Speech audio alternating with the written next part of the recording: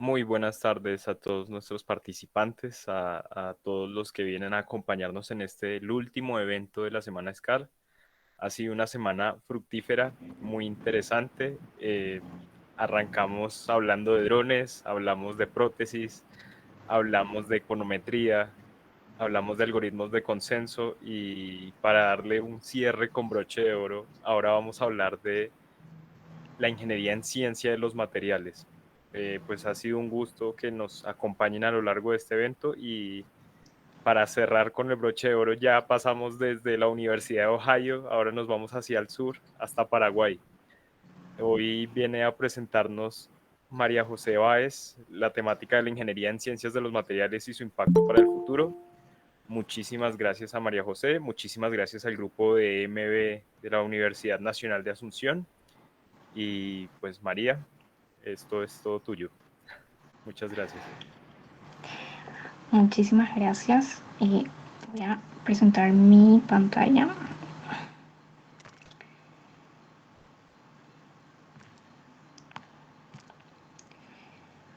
Ok.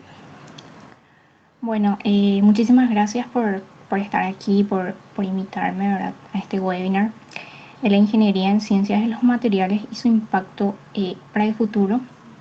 Yo soy María José Báez, pero de cariño me dicen Majo. Soy estudiante de ingeniería en ciencias de los materiales de la Facultad Politécnica de la Universidad Nacional de Asunción, FP1, con sede en San Lorenzo. Y voy a hablarles un poco más sobre mi carrera, justamente, sobre de qué trata, sus aplicaciones y su relación con nuestro día a día, algunas investigaciones que se ha hecho en este campo y que van a aportar cosas muy importantes para nuestra sociedad, ¿verdad?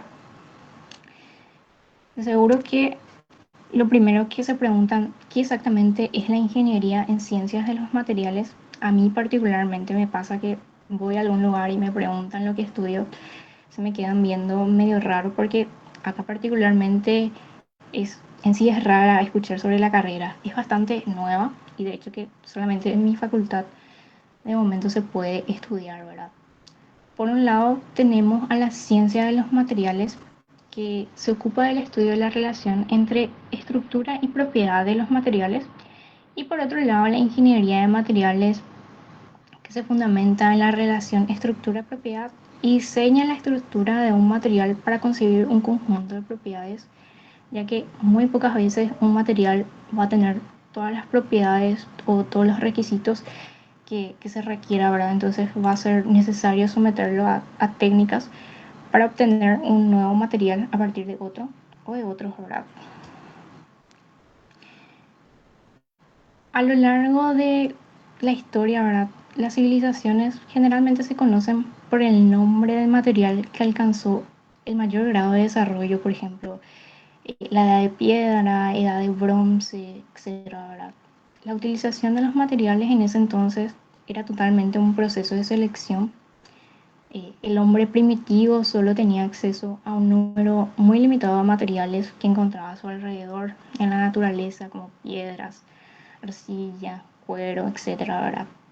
Y desde hace no muchos años se habla de la relación entre elementos estructurales en los materiales y sus propiedades, un conocimiento que se ha ido solidificando con el paso de los años y que finalmente es la base fundamental para modificar o adaptar las características de los materiales.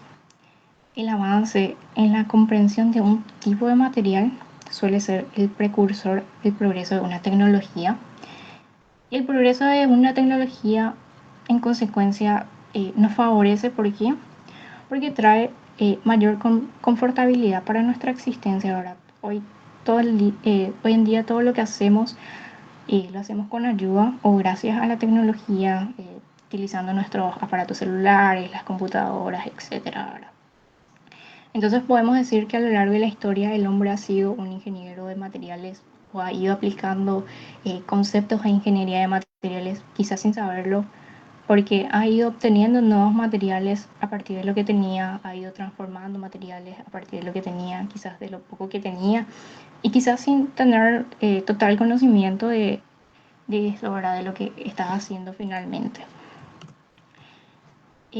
Todos los materiales de ingeniería se caracterizan por sus propiedades, ¿verdad? Ya sean propiedades mecánicas, eléctricas, térmicas, etcétera, ¿verdad? La estructura de los materiales determina estas propiedades relevantes, estructura que se logra con procesos de transformación y determina su desempeño en uso.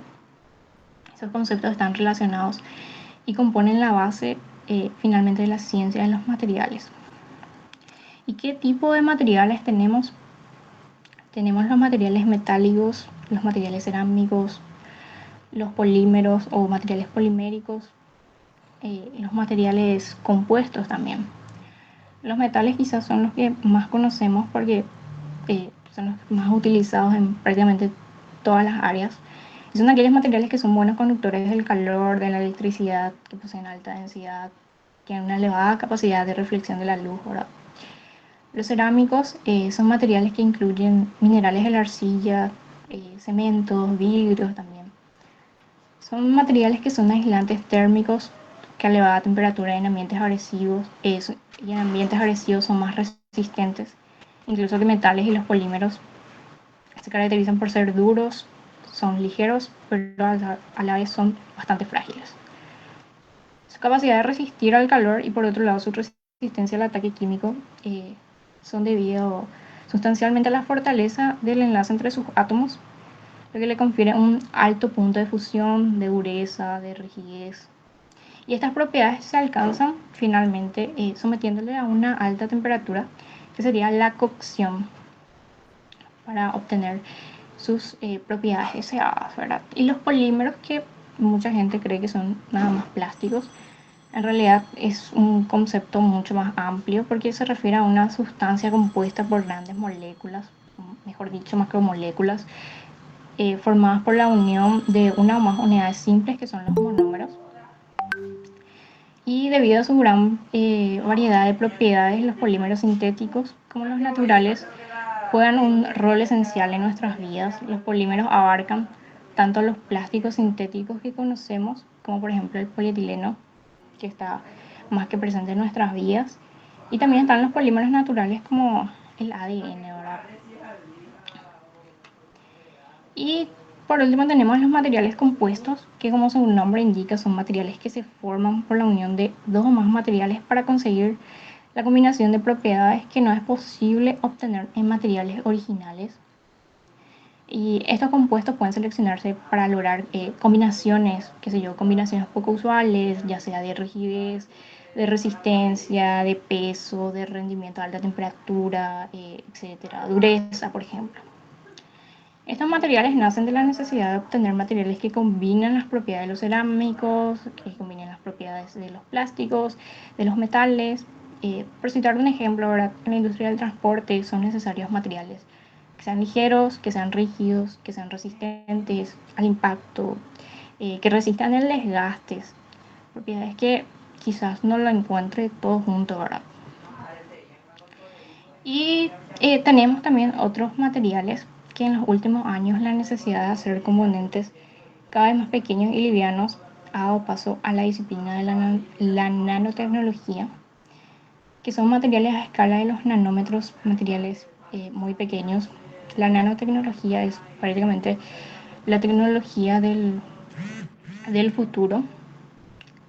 Eh, Tiene varias aplicaciones, por ejemplo, en el campo de la medicina, terapias que implican manipulación de genes individuales o las vías moleculares que influyen en su expresión. Y se está investigando cada vez como una opción para tratar enfermedades también, ¿verdad?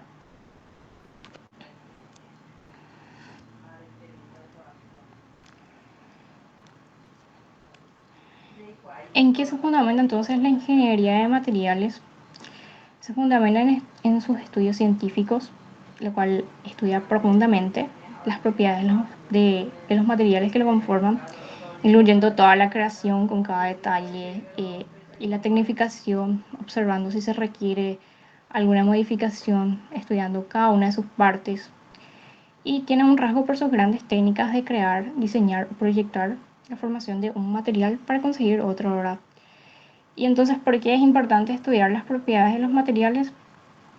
En primer lugar, porque existen miles de materiales y es prácticamente imposible que pueda seleccionar un material adecuado sin conocer perfectamente sus propiedades. También es muy raro que un material posea una óptima combinación de materiales. Y finalmente existen, ¿verdad?, varios criterios en los que se basa la elección final del material. Uno de ellos podría ser el costo, ¿verdad? Siempre se va a elegir un material que pueda obtenerse a un costo bajo, que sea fácil de producir para introducirlo al mercado, ¿verdad? La ingeniería en ciencias de los materiales tiene relación con prácticamente cualquier área, ya sea, qué sé yo, área aeroespacial, industrial, automovilístico, etcétera, ¿verdad? Por citar algunos de ellos, con la biotecnología podríamos relacionar, por ejemplo, con la producción de plásticos biodegradables, que son aquellos que se producen en su totalidad o parcialmente a partir de recursos biológicos. Se distinguen del resto de los plásticos comunes, digamos, porque en condiciones de temperatura y humedad son consumidos por microorganismos y entran en un proceso que luego se reintegran nuevamente a la tierra, ¿verdad?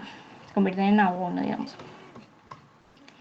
El uso del plástico, el plástico común está muy extendido, es el más utilizado porque ofrece demasiadas ventajas de momento que son inigualables, ¿verdad? Es un material ligero, es fácilmente moldeable, es aislante, resistente y quizás lo más importante es muy muy barato para su producción, ¿verdad? Y para tratar de luchar contra la invasión del plástico, eh, se está investigando alrededor del mundo prácticamente materiales con características similares a la del plástico a partir de fibras vegetales. Y allí entraría el plástico de origen vegetal, ¿verdad? El bioplástico, que es un material que se fabrica con productos vegetales como el maíz, patata, etcétera, y no a partir de petróleo o gas natural como si se hacen los plásticos convencionales. Un ejemplo del bioplástico es el poliácido láctico, que tiene propiedades parecidas al plástico que se utiliza en las botellas convencionales, pero se fabrica con recursos renovables, ¿verdad? De hecho ya tiene aplicaciones muy variadas, pero no es perfecto aún, ¿verdad? Entre sus desventajas podríamos decir que no aísla bien los gases. Eso significa que no puedo usar para botellas de refresco o las llamadas gaseosas, ni para envasar alimentos al vacío. Y también no resiste temperatura superior a los 45 grados, ¿verdad? O sea que si yo, qué sé yo, pongo café caliente en un vaso de PLA, directamente se va a derretir, ¿verdad? Y entonces este sería uno de sus grandes retos, digamos. Y también el tema del costo, ¿verdad? Mientras no sea accesible, no va a poder sustituir completamente al plástico común, ¿verdad? Que es mucho más barato de producir. Pero estos materiales menos contaminantes se están desarrollando poco a poco. Eh, de momento hay todavía una gran parte de plástico que no se recicla. Alrededor de un 14% del plástico de hecho se quema. Y esa quemazón desprende gases de efecto invernadero, que son tóxicos para el medio ambiente, ¿verdad? El plástico convencional solo se degrada por acción de rayos ultravioletas del sol. Con el tiempo se fragmenta en pequeñas partículas, que son los microplásticos que no son digeridos por seres vivos, ¿verdad? Aquí en Paraguay hay una fábrica que desde el año pasado está realizando sus envases a partir del bioplástico, bioplástico de origen europeo que utiliza materias primas de fuentes renovables como el almidón, ¿verdad? Que mediante eso impulsan la separación de la basura, su correcta disposición, ¿verdad? Que la tecnología de ese producto permite que los mismos puedan ser desechados junto con la basura orgánica y así biodegradarse, compostarse y reintegrarse nuevamente a la tierra en un periodo de 90 a 180 días, ¿verdad? Y el producto final del proceso sería el abono orgánico que aporta a nutrir el suelo a través de la recuperación de los nutrientes de la basura orgánica, llevándola de vuelta a su ciclo natural, ¿verdad? Y de esta forma aporta también a la reducción de la basura orgánica, que aquí en Paraguay es más del 70% incluso, ¿verdad? Entonces es una alternativa muy interesante, muy viable. Eh, Ojalá que tenga eh, mayor éxito, se pueda producir a más escala, ¿verdad? También una investigación en Bolivia sobre una bacteria especialmente, eh, que lo que hace esa bacteria, que lo que se quiere hacer con esa bacteria es producir un plástico biodegradable no tóxico para el organismo, ¿verdad? Eh, Porque prolifica la generación de polímeros. Eh, la bacteria demostró ser muy productiva, capaz de generar un polímero de propiedades térmicas que lo hace más fácilmente procesable que el producto por otras bacterias y que podría ser muy útil en la fabricación de, por ejemplo, bolsas de basura, ¿verdad? De hecho, hace tiempo la ciencia investiga el uso de microorganismos para generar polímeros, compuestos químicos a partir de los cuales se puedan producir finalmente el plástico, ¿verdad?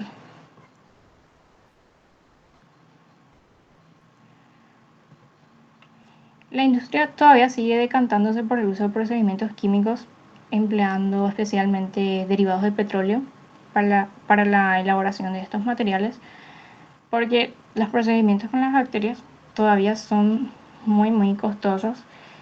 Ese es el gran problema que presenta. Quizás cuando pueda también abaratarse sea una alternativa muy viable y muy interesante también, ¿verdad? Y también tengo entendido que en Finlandia se realizó una investigación eh, súper interesante y adhirieron fibras de celulosa de madera a la proteína de la seda de la telaraña. Y el resultado de esto es un material firme, elástico, resistente, que bien podría reemplazar al plástico en múltiples usos, ¿verdad? Eh, Se inspiraron en la naturaleza, ¿verdad? La naturaleza ofrece excelentes materias primas que están fácilmente disponibles para el desarrollo de nuevos materiales como la celulosa rígida y la resistente y flexible seda que utilizaron para la investigación, ¿verdad? Y esa seda eh, se, se logró combinando bacteria y ADN sintético. Eh, Ya que al conocer la estructura del ADN se la puede copiar y utilizarla para fabricar las moléculas de proteína de seda, que son químicamente similares a las que se encuentran en los hilos de la telaraña ahora. En el futuro se podría fabricar compuestos similares con materiales básicos ligeramente diferentes y lograr una colección de productos con características diferentes para otras aplicaciones, ¿verdad? Actualmente se trabaja en la producción de nuevos materiales compuestos como implantes, objetos resistentes a los impactos y otros productos, ¿verdad? Entonces, día a día se va buscando nuevas alternativas al plástico convencional para tratar de sustituirlo, porque es lo que más está presente en nuestras vidas y es una de las cosas que más contamina también el medio ambiente, ¿verdad?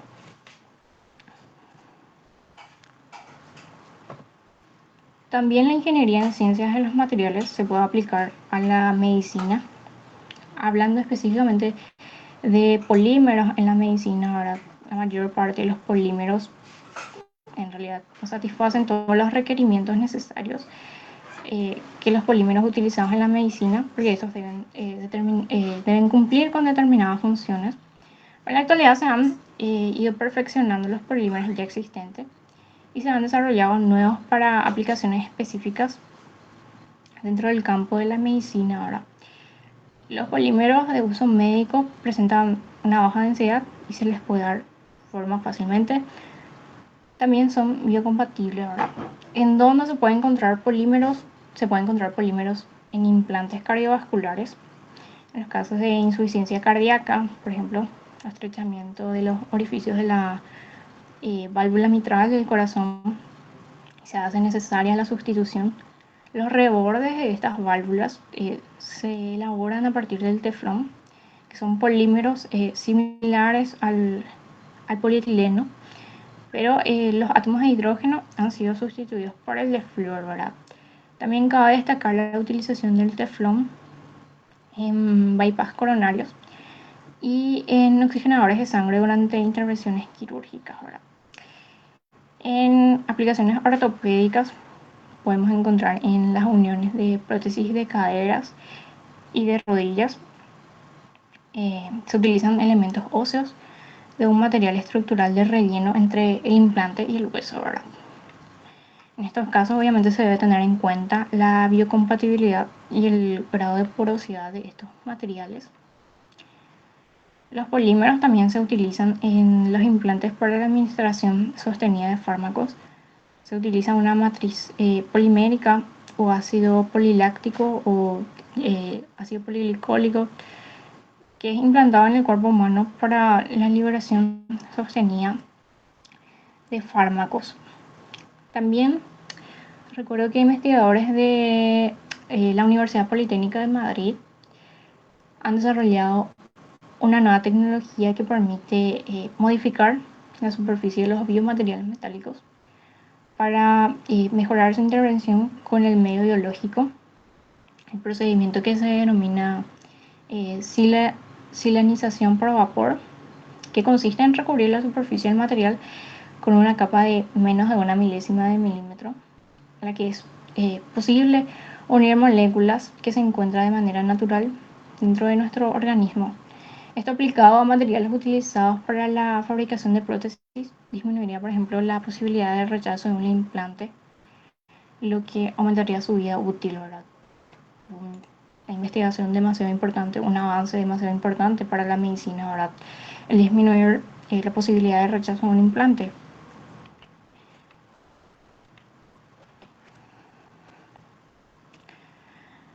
Las tendencias para elegir los materiales o las tendencias en el uso de materiales de hoy en día se buscan materiales que puedan soportar más altas temperaturas, se buscan materiales que puedan conseguir más altas características de resistencia, materiales que puedan aligerar las estructuras, materiales poliméricos conformados por mezclas y demás, ¿verdad?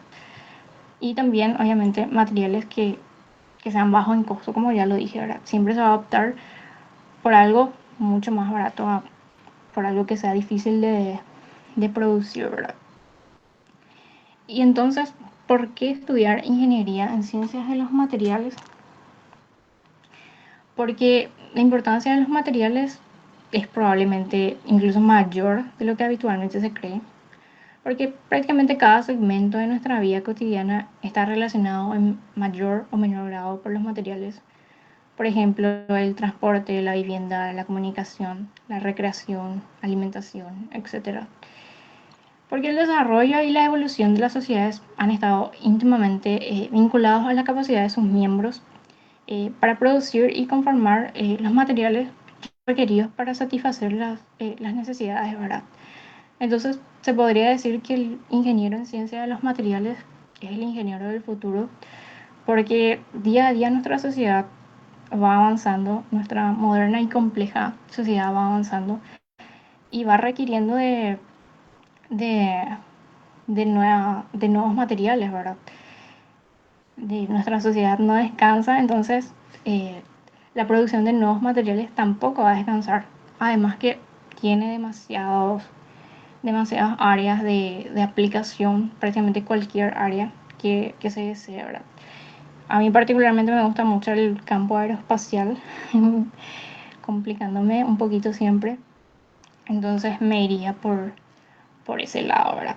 Como ya dije en el principio, acá en Paraguay se estudia solamente en mi facultad, en la Facultad Politécnica, que es la pionera y de momento la única en tener esta carrera, esta hermosa carrera en realidad, porque es una de las carreras del futuro.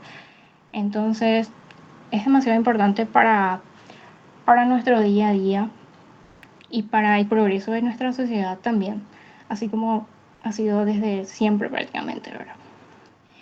Y nada, eh, no quería extenderme tanto porque es como que cuando nos extendemos demasiado ya de repente se vuelve como aburrida la cosa. Y, y eso es todo, y eso sería todo de mi parte. No sé si alguien quisiera agregar algo.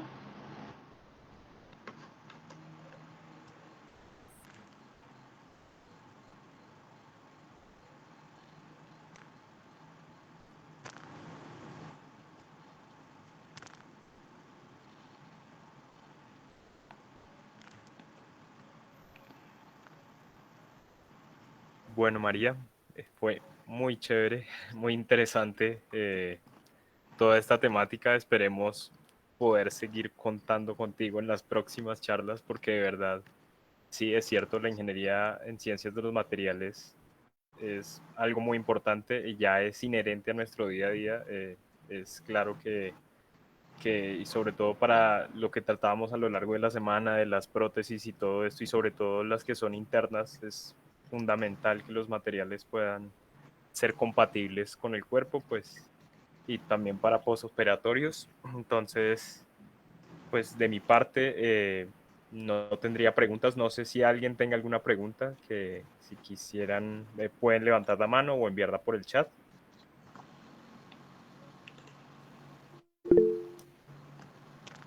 Sí, señor Abraham. Bien, buenas tardes María y a todos los presentes. Eh, sí, lo que quería de repente es hacer una consulta con respecto a, he escuchado de algunos materiales que se utilizan eh, donde se le deja pasar algo de electricidad y estos se contraen o se expanden y nos permiten imitar mucho a lo de los músculos. No sé si has trabajado eso, María. ¿Nos puedes dar alguna referencia?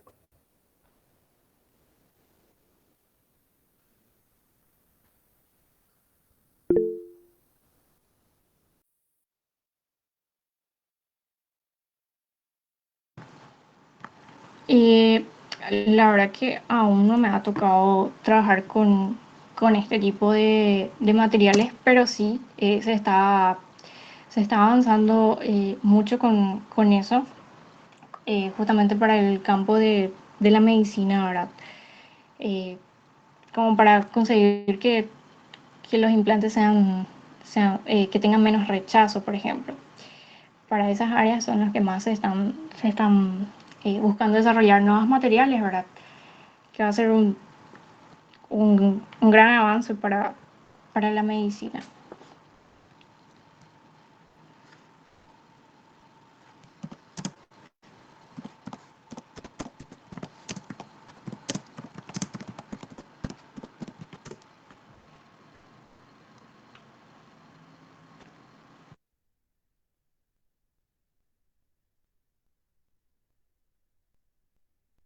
Bueno, ¿alguna otra pregunta?